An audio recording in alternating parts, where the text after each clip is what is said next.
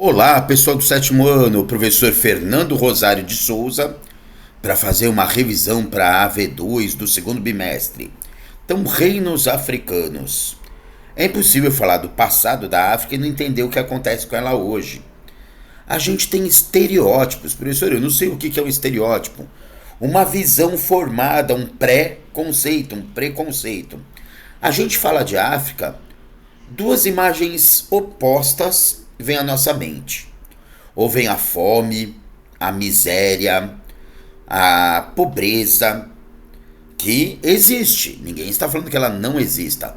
O problema é só associar a África à pobreza, à miséria, à fome e esquecer que já foram reinos esplendorosos, ricos e que, por uma visão eurocêntrica, por uma visão dos europeus, ela foi dizimada, ela teve suas riquezas retiradas, o seu povo assassinado, escravizado. Então, assim, é lógico que vem à mente a fome porque ela é presente. O problema é só vir a fome, só vir a miséria. E o outro estereótipo que a gente tem muito formado sobre a África é a ideia de um lugar exótico, com savanas para caçadas, com safaris, com animais, bem National Geographic, não, que não exista esse ponto mais uma vez. Existe a natureza, a exuberância, as paisagens.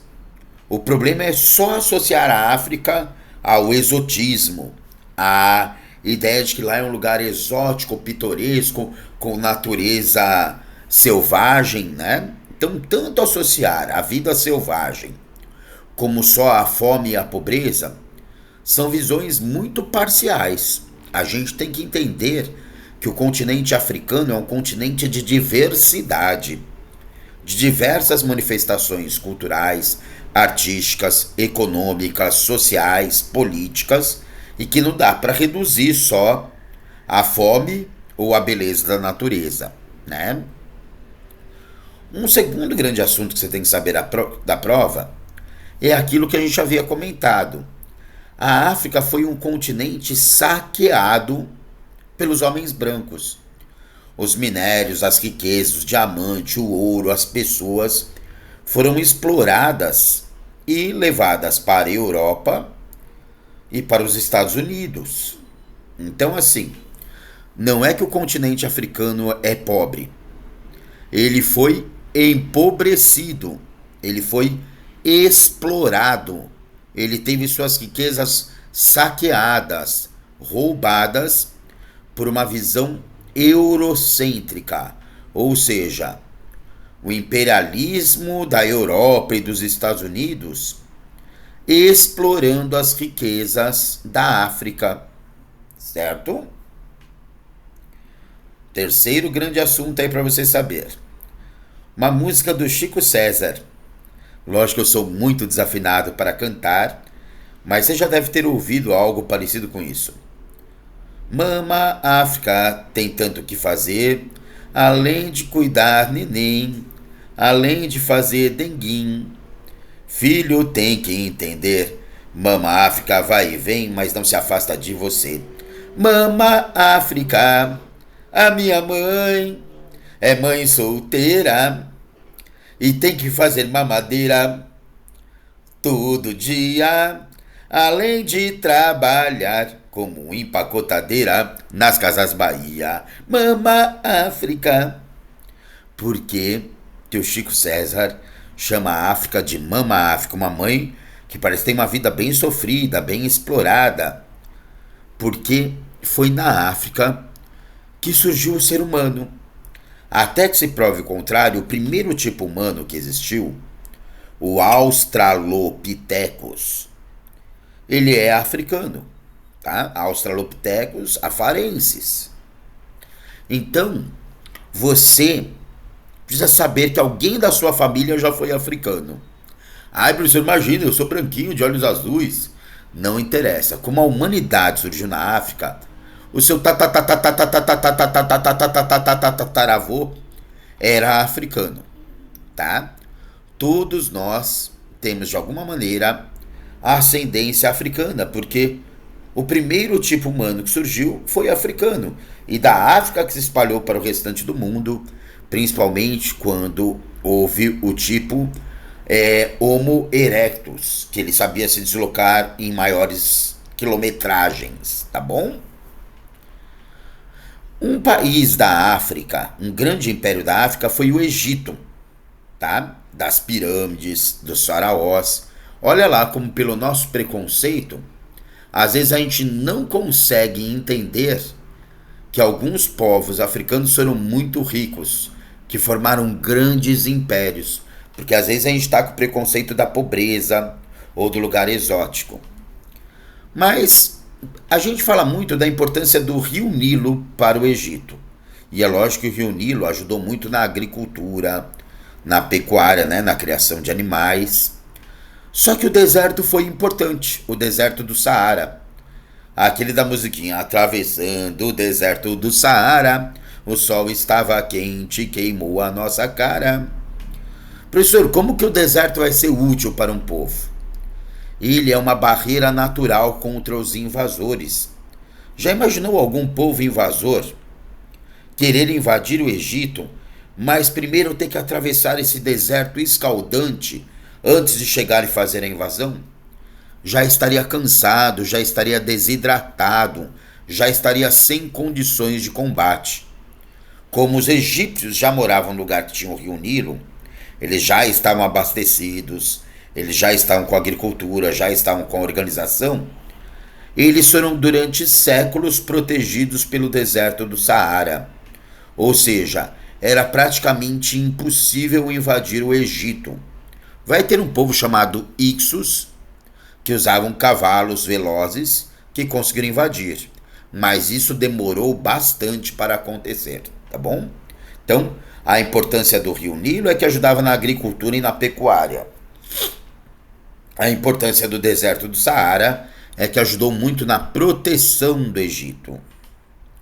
Uma paisagem típica do Egito são as savanas. Do Egito não, da África como um todo. A gente tenta imaginar em África, parece que só tem deserto ou solo seco. Não. Mas tem esse tipo de vegetação que vocês já devem ter aprendido em geografia, que chama savana. Vegetação baixa, algumas árvores, planície. Ela é muito semelhante a uma vegetação do centro-oeste brasileiro, também um pouco do sudeste, que chama... nossa, me fugiu o nome aqui. Cerrado. Cerrado, tá? Ou seja, gramíneas, pasto. É uma excelente região, como ela é plana, como ela tem pequenas pastagens, para a criação de gado e para a organização das aldeias. Por quê? Porque num lugar plano, você também consegue ver se alguma fera, se algum povo inimigo, se algum animal está se aproximando com bastante antecedência, né? E consegue planejar a defesa ou a fuga. Então, as savanas da África, assim como o cerrado brasileiro, foram excelentes para a formação de aldeias e para a criação de gado, para a agricultura. Por isso que os primeiros povos usaram muito as savanas ou o cerrado. Professor, como que eu vou fazer para lembrar? Cerrado, porque como não tem muita árvore, é como se tivessem cerrado todas as árvores. Não, brincadeira, tá? Mas é uma vegetação baixa, com arbustos, com gramíneas, excelente para a criação de gado e para a agricultura em um lugar plano, que favorece a visão da chegada de perigos, sejam esses animais ou outros povos, tá bom? Por isso que boa parte das populações surgiram nas savanas africanas. Agora, algo que é um pouquinho mais difícil de entender.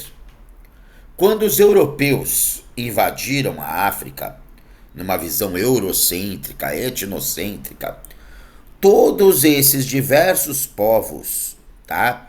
Entre eles, alguns que nós falamos, o povo de Gana, que tinha muito investimento em ouro, né? O povo do Mali, que tinha muito investimento em sal. Você percebe que os diversos povos, dezenas, talvez centenas, foram unificados em países quase quadradinhos para os domínios dos europeus. E aí o que acontece? Você acaba, às vezes, juntando vários povos que muitas vezes têm rivalidades de guerras num mesmo país. E isso não foi à toa, às vezes foi intencional. Você quer juntar dois povos rivais para que, enquanto eles briguem entre si, fique mais fácil do homem branco dominar. Olha a crueldade do planejamento político.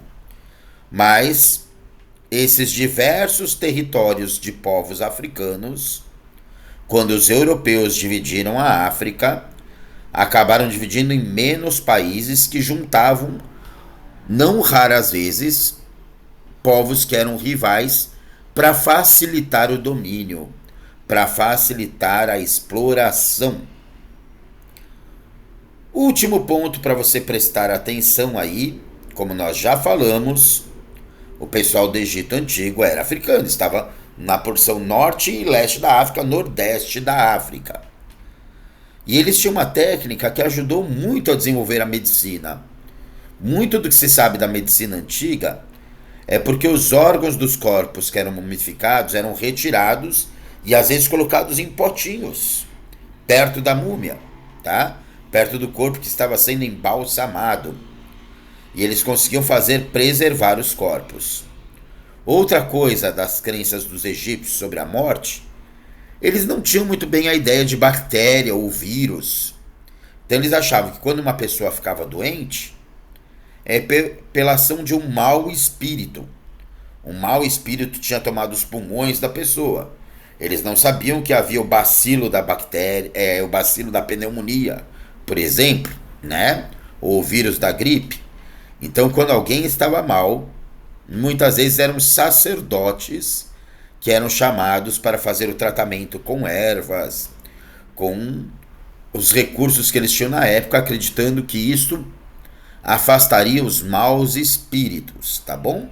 Como alguns desses procedimentos eram com chás de ervas que têm funções terapêuticas, era com calor, o vírus e a bactéria acabavam morrendo, a pessoa ficava melhor, e eles achavam que tinham afugentado um mau espírito. Ai, que jeito bobo, né? Não, era o estágio de desenvolvimento. Era a possibilidade que eles tinham naquele momento, e isso ajudou a dar as bases da medicina, de uma parte da medicina. Pessoal, com esses tópicos, acredito que você estará preparadíssimo para a AV2. Assista esse vídeo quantas vezes precisar e tomara que você faça uma excelente prova. Até a próxima!